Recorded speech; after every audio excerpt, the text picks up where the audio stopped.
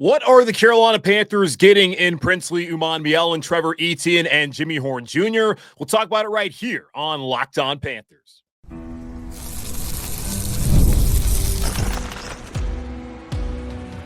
You are Locked On Panthers, your daily Carolina Panthers podcast.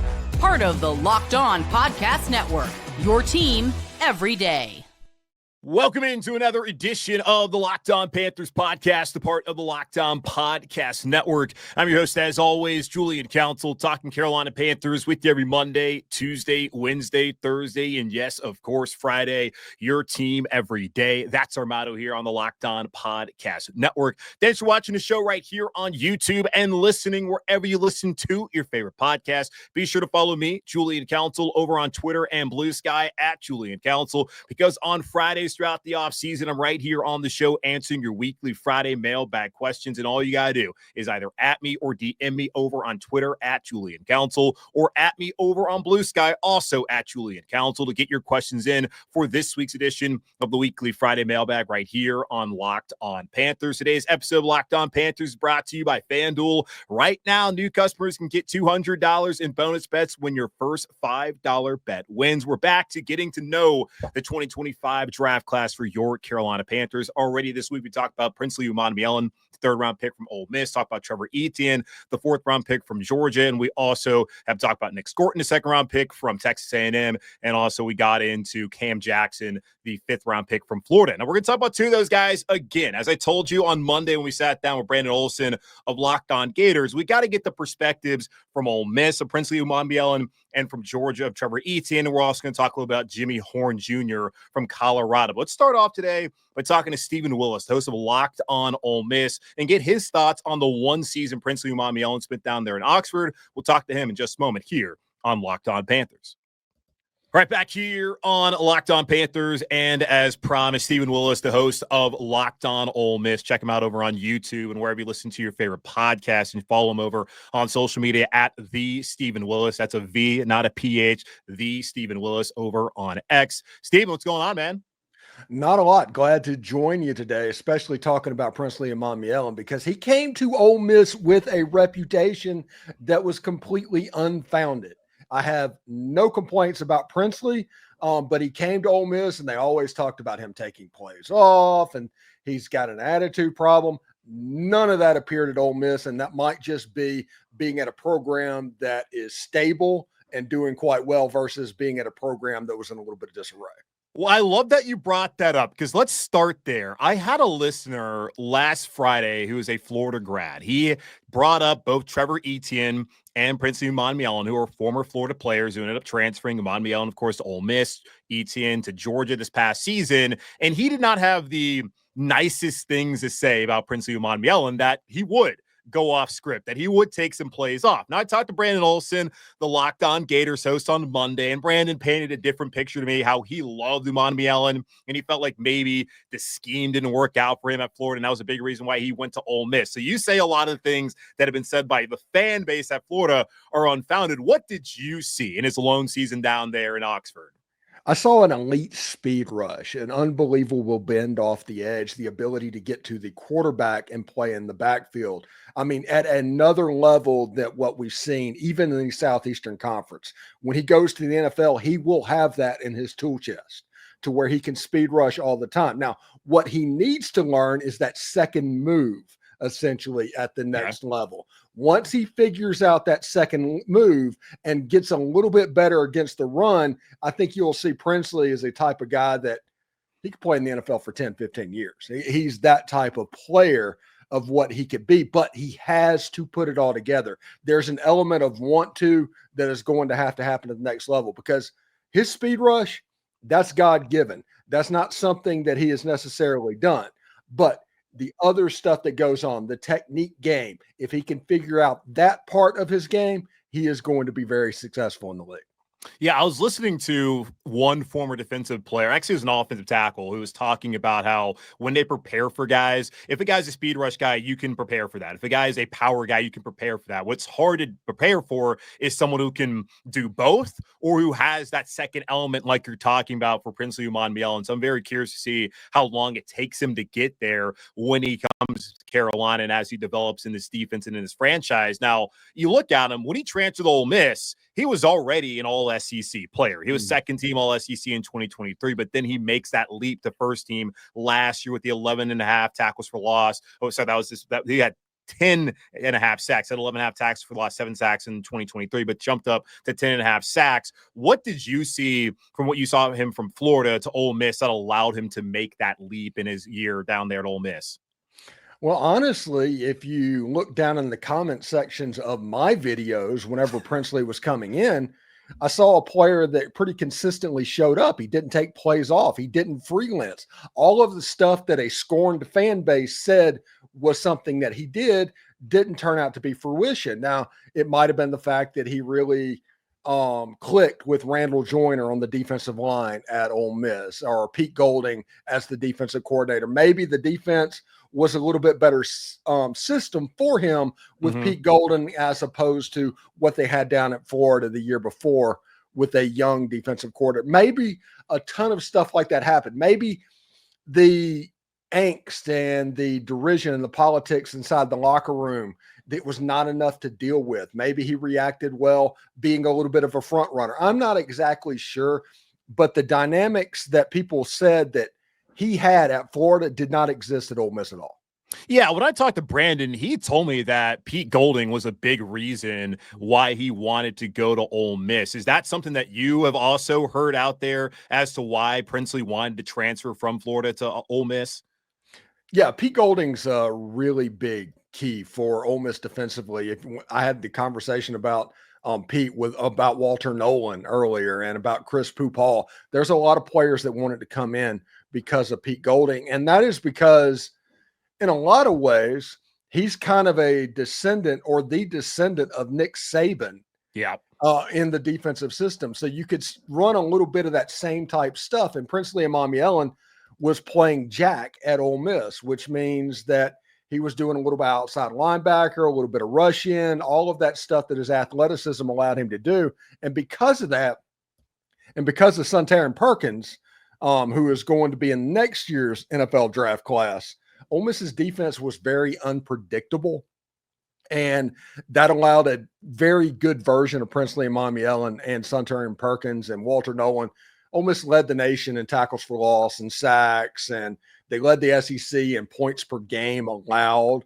And I mean, seriously, they should have been in the playoffs. Yeah. If you look at all the metrics, they should have been. It wasn't a talent issue. It was a weird issue, but a lot of that had to do with Princely Umanmielen getting a lot of single coverage on the outside because of the inside being taken up by a double team on Walter Nolan and then a double team on JJ Pegues. That allowed a lot of single coverage for Jared Ivey and Princely Umanmielen to kind of do some work. And that's the reason that speed rush was so devastating for teams. He had 10.5 sacks. He missed a couple of games during the year. If he would have been there the whole season, he would have probably set the single season sack record.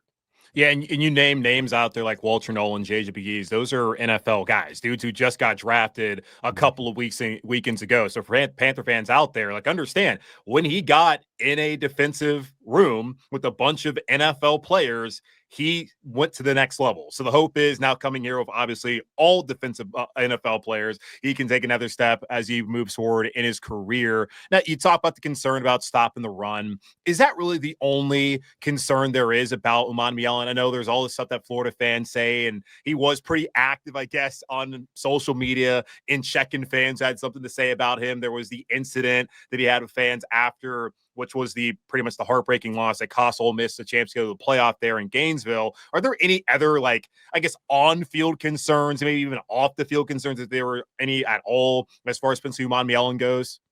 His openness on social media is a concern. It just is.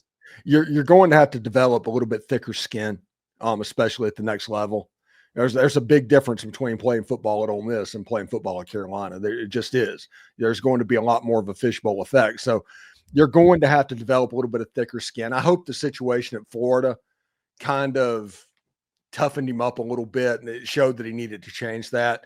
If he can learn from that mistake, he's going to be fine. On the field, like I said, he needs to develop a second move in the pass rush, and he needs to be a little bit better against the run. And if he does that, he's going to play football for a long time. And to wrap here, you've pretty much laid it all out there, but just one final time, let Panther fans know what they're getting in Princely Umanmielen. Energy, straight energy. Somebody that comes off the edge. If you think of, well, this would be a good name that you would know, Marquis Haynes. Yeah. You would get a plus version of Marquis Haynes is what you would get Princely Umanmielen right now. And if the run game develops, stopping the run develops, if he gets the second move in the pass rush, he has a chance to be a plus Marquis Haynes. And Marquis Haynes is a really good football player and somebody I respect the heck out of. So if I put those two in the same category, that's not a slight on Marquis.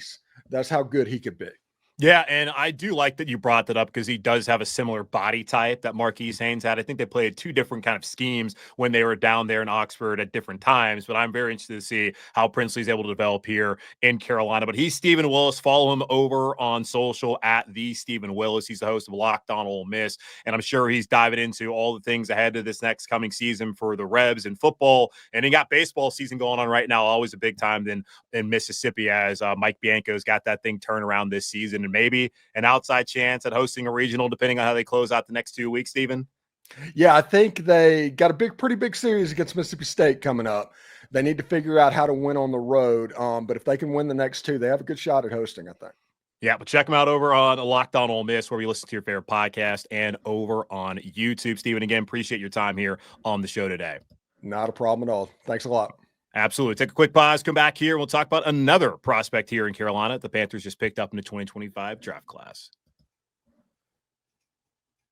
Say goodbye to sticky notes, scribbled plans on the fridge, and overlapping calendar invites. The Skylight Calendar is here to bring clarity to the chaos and help families stay organized without the stress. This sleek digital display syncs with your existing calendars, Google, Apple, Outlook, and more, making it simple to track appointments, practices, dinners, and reminders all in one easy-to-see place. No longer will big plans get missed because they were buried in a digital calendar or not written down at all. Right now, Skylight is offering our listeners $30 off their 15-inch calendars by going to skylightcal.com/NFL. Go to skylightcal.com/NFL for $30 off your 15-inch calendar. That's skylightcal.com/NFL.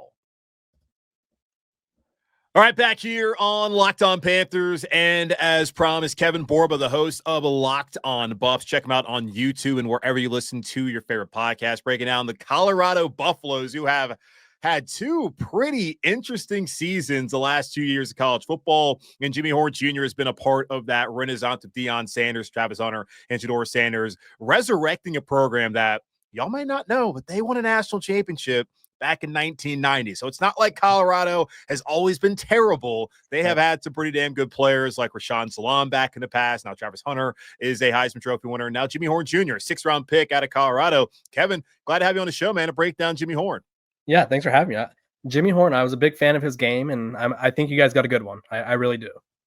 And I was a fan of his game too, man. And I look at Colorado the last couple of years, and Ohio State always is going to have the top receiving talent. That's just what that program has become. But when you looked at college football the last couple of years, when you see Travis Hunter, you look at LeJontay Wester, you also look at Jimmy Horn, maybe Colorado had the second best wide receiver core the last couple of years in college. And I know all the attention was on Travis, on Shedeur, but what role did Jimmy play in that offense? What do you think made him stand out to let the Panthers want to take him there in the 6th round?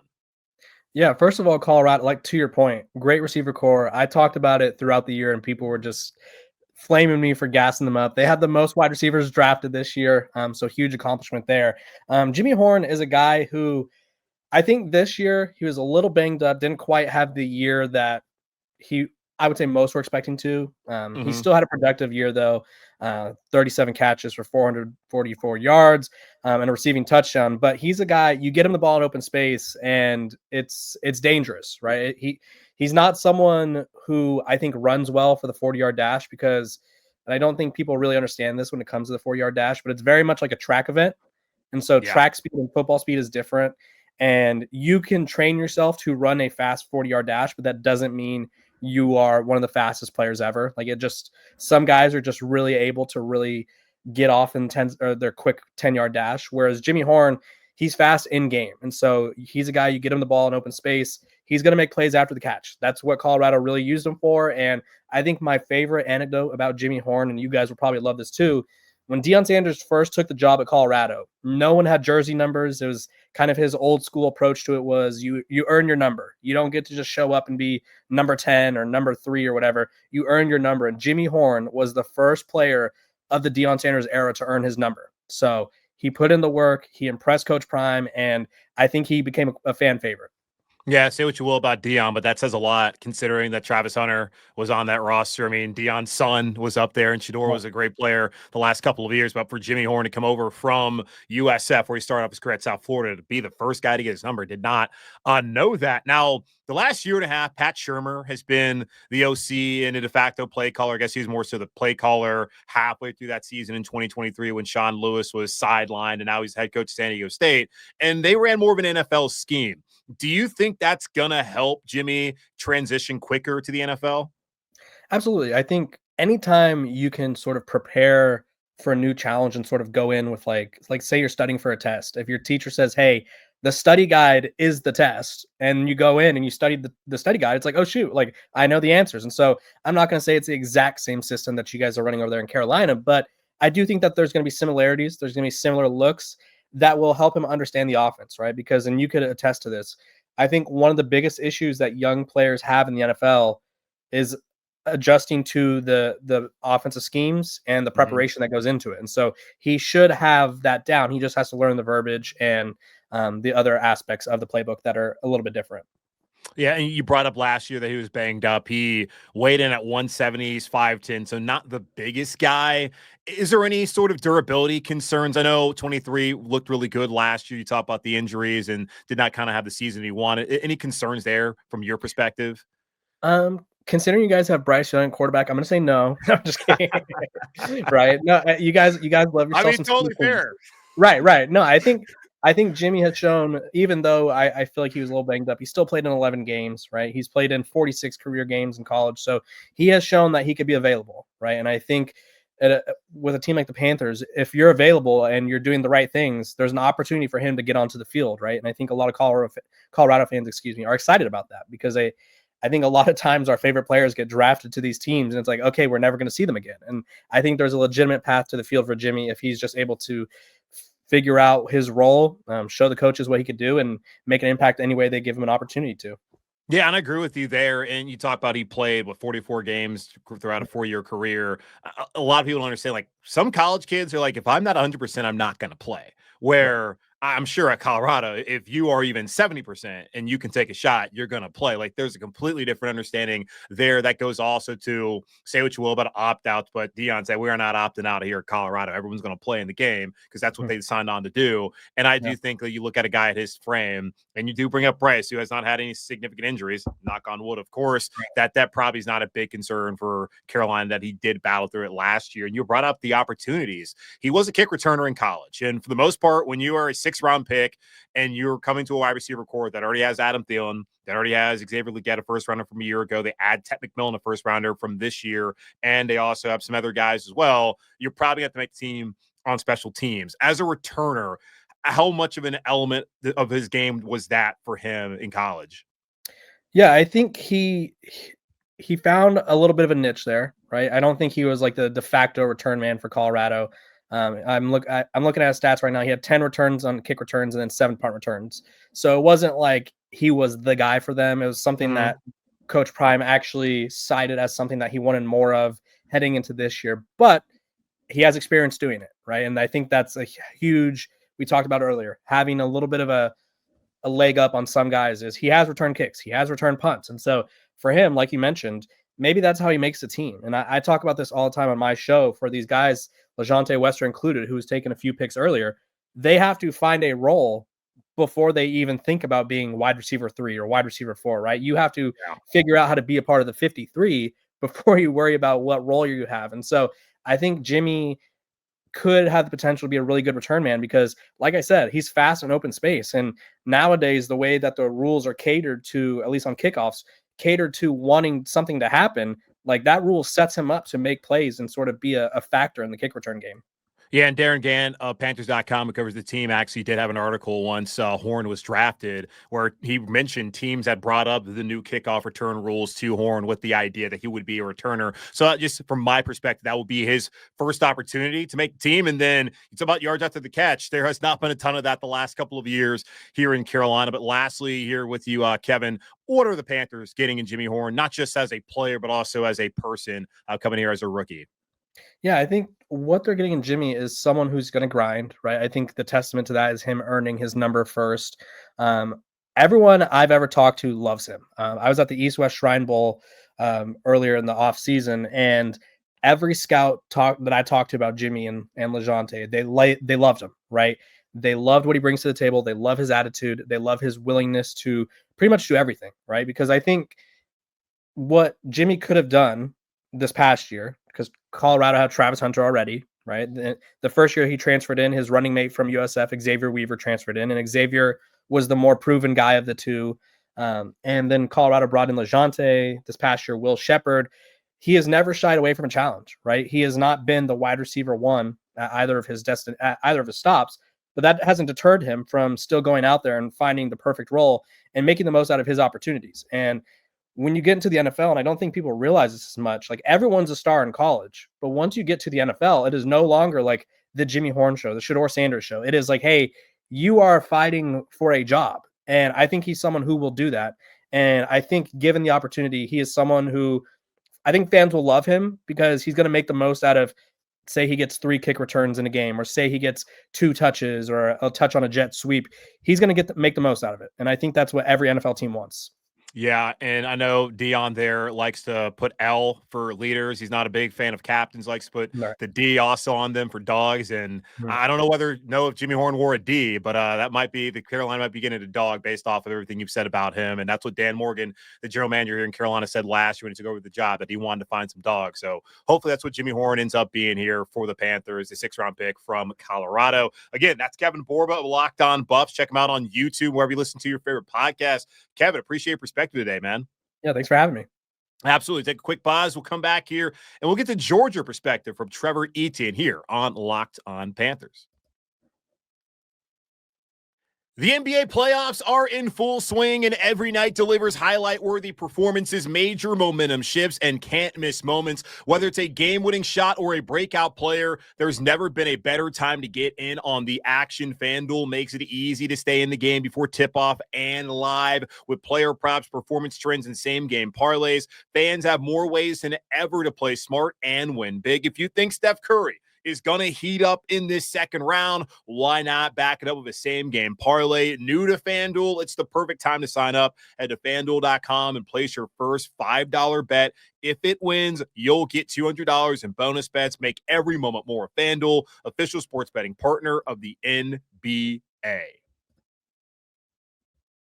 Right back here on Locked On Panthers. Clint Shamblin of Locked On Bulldogs had him before the draft talking about some of the edge rushers that we thought may beat Carolina Panthers and Michael Williams and in Jalen Walker. Of course, that did not work out as Panthers surprised a lot of us there with the 8th overall pick and went wide receiver instead of edge rusher, but they did find some edge rushers there on day 2, and they did end up finding a Bulldog there on day 3 with the 114th pick overall. They took Trevor Etienne, the running back out of Georgia.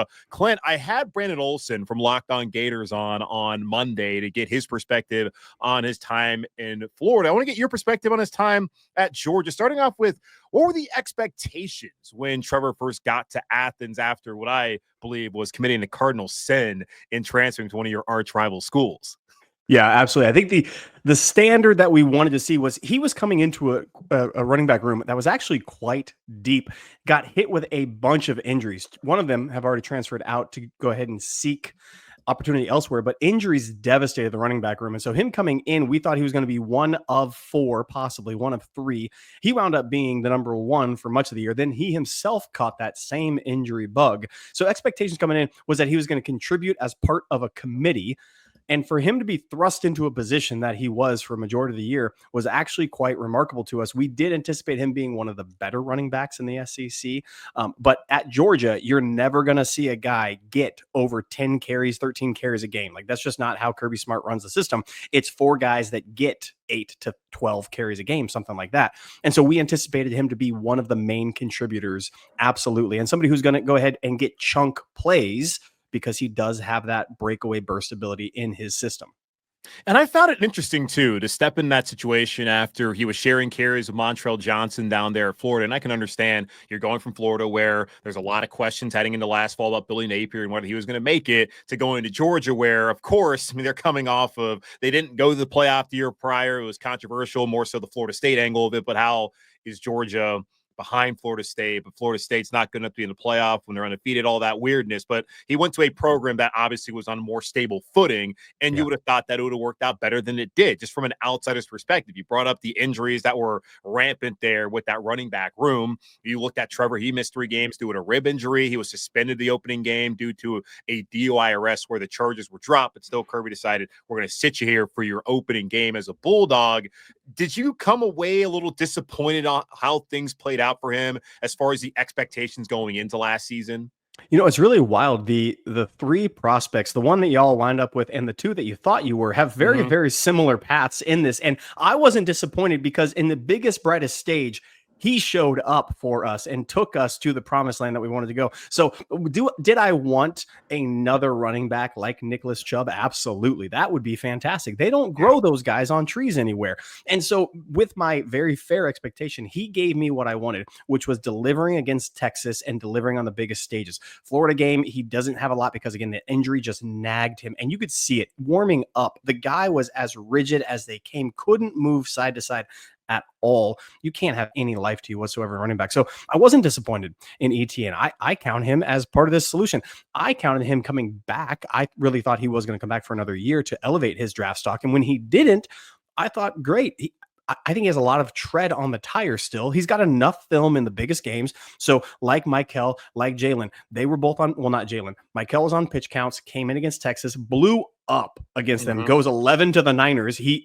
I said on the podcast when he played Texas first, the very first time, I said that man just made himself $10 million in that game. And sure enough, he did. He got that contract for that, and he went that high.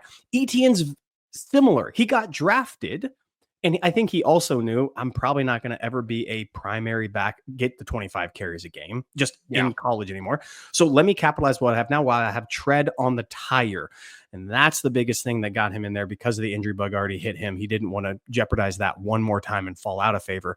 But on the biggest stage, he came through. And those 2 Texas games, he scored 5 touchdowns. Like, good. Thank you, Etienne. You're a damn good dog in my book. Yeah, and Clint, that's a great point to bring up, because I brought it up all the time here leading up to the draft, in particular about Jalen and about Michael. And we talked about that in our conversation last month, where people can look at the production and wonder, was it really there? It's like, okay, well, when they're going up against a first-round tackle in Kelvin Banks in that first game there in October, they ate. And when you look at Trevor, when it mattered most, in a game where Carson Beck, that's the last we saw of Carson Beck as a Georgia Bulldog in Atlanta in that SEC title game. And when they had Gunnar Stockton come in and he took a shot in that game as well, like, Trevor helped them overcome that Texas team that I thought all season long was the best team in the SEC. Certainly didn't play the gauntlet that Georgia played, but they looked the part. And that was the case as it went to the semifinals as well of the playoffs. So he was a 3rd-team All-SEC selection. He led the team with 9 rushing touchdowns. So yeah, the numbers weren't anything flashy. He didn't have the kind of career that his brother had in college, but it's a good point you bring up about the tread still being there on the tires and not having to be the feature back for 3 straight years at some of those schools. So I do wonder, because I thought as well he would go back. I thought it would have made sense for him to do so. He probably would have had maybe a higher draft stock had he done it, had he been healthy the entire season. What were some of the strengths and weaknesses that kind of you weighed out when thinking that he would go back to Georgia for another year? Right. So Kirby Smart, this tread on the tire. I just want to give, I'm not saying he is this running back, but I am saying this is, if you're looking at a running back who underperformed in college, got to what we all said, this is an amazing running back, Cook over in Buffalo. I mean, this is his trajectory. He came out, was unheralded, sat behind a bunch of people, had a whole lot of shares, came out, gets to Buffalo. Now all of a sudden they still don't give him the rock as much as they should. They should have done it more. I think they would have been very, very well suited. But Etienne and Cook have a very, I think their game is closer to each other than it is farther apart. And I think Swift is another, he's closer to Etienne than anybody else. So if you could take maybe a combination of Cook as well as Swift and put them together, I think you get Etienne. He's a little shorter. DeAndre Swift is as well, a little bit more stout. He can go through the middle a little bit more. So in a power run game, he has that ability, but James Cook has showed that ability as well. He gets on the outside and kind of skirts up the sidelines, however. Yeah. But Etienne is definitely a guy who's going to put his helmet right into your chest and try to bull you over. I have no doubt about that. So his strengths while he was at Georgia was that he was always going forward. I didn't see negative yardage a great deal for him. And when it was negative yardage, he was injured. He was on hobbled body parts. He's always going forward. He always moved the pile. It was in the right direction, and he's on rhythm running back with the rest of the system. He can catch out of the backfield. He has that ability. He didn't have to show it a ton, not like a Kenny McIntosh from Georgia who got a bunch of receptions, but he can have that part of his game. He doesn't have to come down out on third down and blitz pickup. Oh my gosh, I could show you all film after film after film of him picking up guys coming off the edge and saving backsides of people. And it was a great, great job. So I actually think he is a systemless running back, meaning he can go into any system, and in between the tackles, he's going to accelerate more than Cook, and outside the tackles, he's going to accelerate more than a DeAndre Swift. I like his game. It is very unique. It is very different from those guys, but he doesn't have to have a one style fits all for him. He can be on the field first, second, third down and get with what you're doing. He's a hard-nosed runner who doesn't go backwards. And that's all you're asking from the run game. Get positive yards. So we keep ahead of the chains. Yeah. So on it's not 2nd and 9, it's 2nd and 6. That's 2nd and 6 and 2nd and 9, it's different worlds. He gives you that ability. Yeah, got to stay on schedule. That always helps you get those first downs and up scoring. And I like the James Cook comparison. You look back at his career at Georgia, he had 230 carries. Looking at Trevor Etienne, his career at Florida and Georgia, 371. So a little bit more. I mean, a decent amount more carries, but still in a system where at Florida, at Georgia, he wasn't the main guy. And he'll come into a backfield with already Chuba Hubbard and with now Rico Dowdle. Those will be the top two guys. He'll have a year where he'll probably be more of a third down back. And then we'll see how things materialize down the road with Hubbard still on a contract. We'll see what Jonathan Brooks is able to do, his health status there, and how Etienne figures in. But a guy who I was excited to see what he's going to do last year, Georgia. I'm excited what he's going to do here in Carolina. And I appreciate your perspective as always, Clint. Again, check him out over on Locked On Bulldogs on YouTube, wherever you listen to your favorite podcast. Follow him over on social media at Dogs, and that's DAWGS podcast. And Dan Morgan said he was going to get some dogs. Well, he got a dog in Trevor Etienne, both literally and figuratively. So we'll see how things play out. Clint, appreciate your time as always, man. Absolutely. Glad to be here. All right. Take a quick pause and then come back here, wrap up the show. Shout out to all three of our guests here on today's show, Stephen Willis, Kevin Borba, and Clint Shamblin. Stephen covering the Ole Miss Rebels on Locked On Ole Miss. Kevin covering the Colorado Buffaloes for Locked On Buffs. And then Clint Shamblin, of course, hosting Locked On Bulldogs. Doing a great job breaking down Trevor Etienne, Jimmy Horn Jr., and Princely Umanmielen here on the show today. That's going to wrap up this edition of the Locked On Panthers podcast for our Locked On Podcast Network, hosted by yours truly, Julian Council. Again, y'all subscribe, follow the show for free over on YouTube or wherever you listen to your favorite podcast. And be sure to follow me, Julian Council, over on Twitter and Blue Sky at Julian Council, where on Friday I'm back answering your weekly Friday mailbag questions. All you got to do is either at me or DM me over on Twitter to get those questions into me, or at me over on Blue Sky at Julian Council to get the questions to me as well. In the meantime, be safe, be happy, be whole. As always, keep pounding. And coming up tomorrow, we'll see. Trying to arrange more guests, but may have to push back the Trevor McMillan and Mitchell Evans episodes to next week as we try to line guests up here. But either way, we'll be talking Panthers here on Thursday on Locked On Panthers. So be safe, be happy, be whole. As always, keep pounding, and I'll talk to you all again on Thursday.